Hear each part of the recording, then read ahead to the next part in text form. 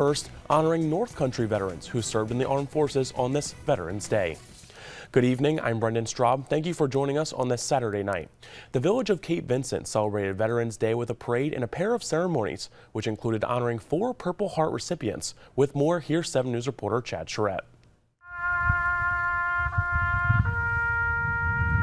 Veterans Day festivities kicked off Saturday morning with a parade led by the John C. Laundreville American Legion Post 832.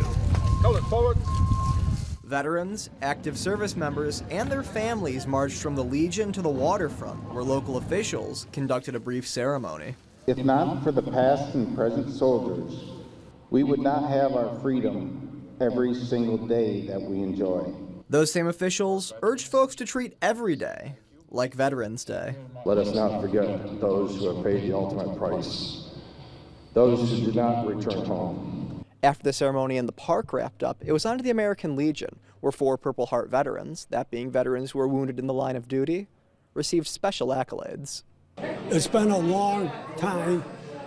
Actually, it's been overdue, this event that we held for them.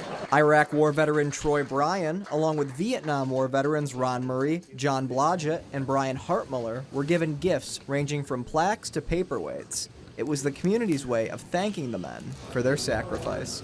They probably never thought that they would make it home, and they made it home, and that's the greatest thing that ever any veteran can do to give back to the country.